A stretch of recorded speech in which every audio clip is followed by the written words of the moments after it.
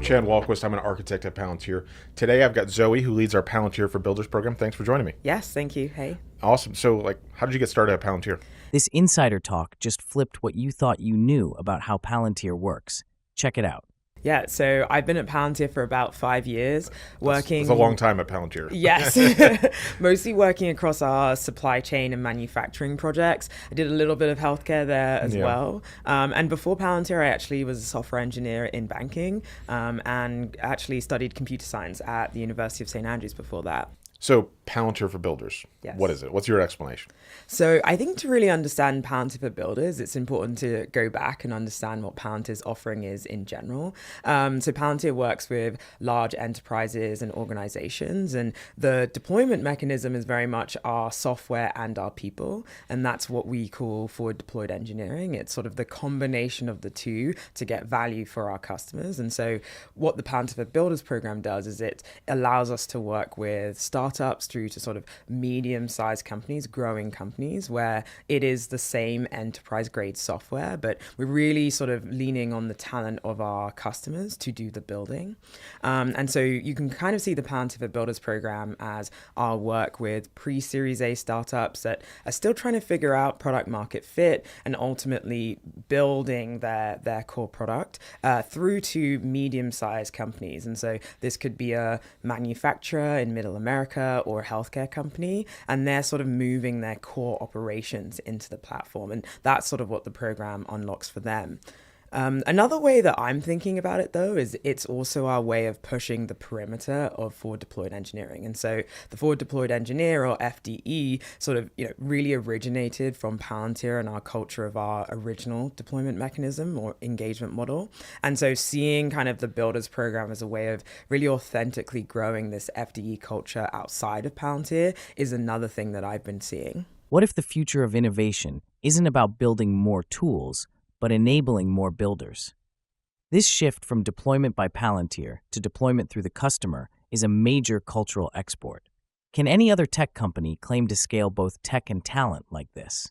Very cool. So, from your experience, what are customers excited about when they start building with Palantir? Yeah, so I think customers come to us for a variety of reasons. With startups, it's, you have to build your product, and actually it's quite daunting knowing all of the sheer infrastructure and almost integration that you need to do ahead of time. And so, or even security and compliance, if you're working in very secure environments, being able to leverage another platform and sort of actually use the security that they provide gives you that leg up as well. And so they were coming to us as this is how we're building our business. But now we're seeing customers come to us with the same problems in the enterprise space. So whether it's, kind of a medium-sized manufacturer looking to move their inventory management workflow that right now is a bunch of Excels and sheets, which, surprise, that happens at the enterprise level as well. Yep. But they're coming to us with that notion, but they really have this spirit of building. They know that they want to solve this problem, but they also want their engineers to be empowered to build it. And so that's also sort of what we're looking for when we're engaging with companies. It's this in-house builder spirit, and then knowing that, you can't buy these solutions necessarily off the shelf. And if you do, that's great for problem number one, but then the next problem comes along and you don't want to, they don't want to stitch together 50 different point solutions. And so that's the thing that really works for the program. This is where Palantir's approach flips the script. Instead of handing companies rigid solutions, they're handing them power tools and trusting them to build. That builder-first philosophy attracts the kind of companies that want control, not constraints. Yeah, I think that's where a lot of these customers are like, man, I literally just have everything in platform. I can build as quickly as I want. And that speed of thought, I've heard that from multiple different customers I've interviewed, the speed I'm thinking I can build, I can just do it. Yeah. And it's there. And it's scalable. Yes. And I think that's the other part of this too, is that they're building on the secure, scalable platform so that when they're a 2-person startup and they grow to 20 to 100, they can continue moving forward on that platform and not think, oh, I hit a certain point, I need to re-platform and make this real. Exactly. No, it's real from the get-go. You're future-proofing your business. I heard also multiple customers talking about Marketplace and Palantir DevOps and how they can then build on OSDK. So they're able to deploy very built scalable applications that then also get customized and deployed in these white lists. So it gives them the flexibility to build what their customers need. Yeah, the look and feel. They can also then use the OSDK to create this custom app and look and feel and deploy and manage that all through the DevOps piece and the marketplace. So now they have true kind of change management, release management, all the way out to that white labeled solution for their customers. Yeah. And I think every single one I've talked to so far is building on OSDK in some way or another. Like, so that was really cool to see as well. Yeah, yeah.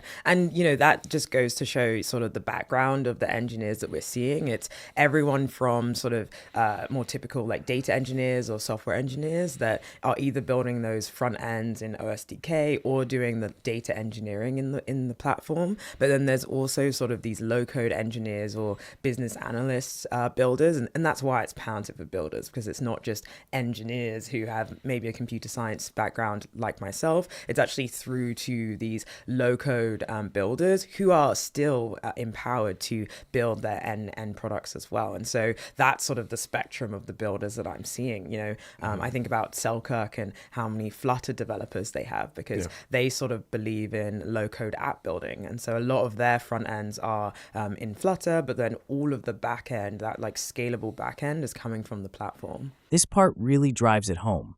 Palantir isn't just for elite engineers or Silicon Valley veterans. It's for anyone serious about building real solutions. Whether you're working in Flutter, wiring up back-end logic, or designing low-code pipelines that reflect deep domain expertise, the platform meets you where you are.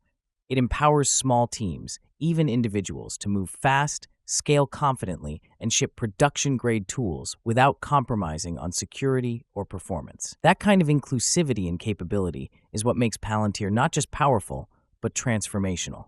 Yeah, and even mobile apps from them. We got a preview of their mobile app that's coming out here. So just seeing the richness of those interfaces, and it was built by one developer. Yes. And that was the continual theme I was asking people about. How many people do you have working on these different solutions? One or two, and we're building end-to-end solutions in a matter of days. Yeah. I went to a build camp and I built out this entire solution, and then one engineer took that and made it production ready in another week or two. Yes. Like those were repeat stories that I hear, and I think the other theme I heard from Palantir for Builder customers is I can do more with less engineers, which gives me more runway. Yes. And so the fact that they don't have to go out and hire a bunch of DevOps engineers and all these other very highly paid technical skill sets, that I can go build scalable, reliable things with, like you said, people that might be working in low code building pipelines because they know the business or the problem space. Like that was also another theme I heard across. It was really cool to see like non-Palantiring people take up, which then brings me really to the question of like, how do they learn this? Like, what's the learning kind of path and program for Palantir for Builders? Yeah, no, it's a really great question. This is something that Palantir's invested a lot in the last 2 years. And so there's everything from our self-serve training, that's learn.palantir.com, and that's where you can do the end-to-end trainings, but then also specific application training. Then there's a certification program. There's different tracks that you can take depending on what like shape of builder you are. And then our community forum, it's sort of like Stack Overflow, but very much like more community oriented. Well, and what I love about that is like Palantir product development engineers and FDEs are on there answering questions, other community members. So it's not just like this off into the abyss. Like you have the engineers building that product engaging with you on the community, which I think is super powerful. Yeah, our product leads post in there about, why certain like products came out and sort of the origin of those products. And so you do get to peel back the layers of what's happening there. The fact that Palantir's product leads and forward deployed engineers are active in the forums, answering questions, explaining design decisions, and engaging directly with users says everything about how the company views its role. This isn't a faceless enterprise platform. It's a living, breathing ecosystem where builders are treated as collaborators, not just consumers. That kind of transparency builds trust, speeds up learning, and creates a feedback loop that strengthens the product itself. Palantir isn't just shipping software. They're scaling a culture of engineering excellence and shared ownership. Yeah, that's very cool. And then I know there's other things like partners like Ontologize. Yes, yeah. So we have a huge partner network, and it's growing. So everything from Ontologize that does more like trainings and more dedicated trainings, through to our other partners that do sometimes implementation support, and that list is growing. And so we sort of publicly state who our partners are in this space. Yeah, and then we try to make the dev YouTube channel for everybody. Of course. Yeah, and I think I love getting the feedback. And the other one too, I would say, is I get a lot of questions on X and LinkedIn from founders. I know the Boundless Discovery guys actually found out about Palantir and DevTier and move all the way to the Palantir for Builders program by just posting on X. Exactly. Yes. Right. Yeah. And so developers channel on YouTube has been great for sort of doing the end-to-end how to builds, or just explaining different components in the platform. And I think the other is our developer tier. So that came out last year, and it really is a way for you to get your hands on the software, because ultimately some people need to sort of see it to believe it. And then you need to know how to wield it. And so I think the two of these combined have really helped us with the understanding, which helps us get over that first hurdle. Yeah, I think prior to the developer tier, you had a multiple kind of week or month cycle to try to get your hands on a stack and do something. And then, most people are like, no, I give up. And so I think the dev tier has been super exciting to see the excitement online, to see the growth in signups. I mean, it's been really kind of lighting on fire here. I think the number one question I get is, it's not available in my country yet. It is coming, people. It is coming. It's coming. We are working on it very soon here. And so more countries to come soon. But I think that just shows the excitement of, like, I know there's power in the platform. I want to get my hands on it. I want to explore it. And then as people do that, that's been the reactions. I love seeing when people post their reaction on X or on LinkedIn of, like, holy crap, like, does anyone realize what's here? Yeah, and that's been also the trajectory as well. Some customers, especially where they're much earlier on, really trying to figure out what their product is, or if they should even build their startup. You build something in DevTier, and we can allow you to really easily just like come into the Palantir for Builders program as a conversion from DevTier as well. Yes, yeah. So that convergence, but I think also, like, honestly, from my perspective, I see customers or prospective customers outside of the Palantir for Builders program signing up for DevTier. So customers in Fortune 500 companies, engineers go sign up for the DevTier. They play around with it on their own time, and they're like, holy cow, we should talk to these guys. Yeah. So the multitude of benefits that DevTier has driven, and then that drives people to the community, more questions, and it's really been the snowball of, like, benefit that people can just get their hands on, build. I think the surprising part, people signing up for DevTier, they're like, oh, like, this is like all the tools. Like, this is the whole platform. Like, yeah, this isn't just like you get one little thing over here. Like, you get the platform. Yeah, it has certain rails around, like, scale, or like you can't really productionize and users, but for any testing or any kind of development, it has everything you need. And I would say, what I've done on my dev tier, I've been able to take some of my health tech data. You can see some of it on my hand over here, and I actually built sort of a voice agent that I can speak to, and it like tells me how my sleep was the day before, and things like that. And so I also tinker around in dev tier. Yes, very cool. Yeah, I have my own dev tier doing my own projects. I think a lot of the Palantir engineers have their own personal hobby projects going on. Oh yeah, definitely. Very cool. What other platform lets you go from an idea to a fully built app on your own in days, not months? This isn't just about accessibility. It's about empowerment. It's about collapsing the gap between imagination and execution.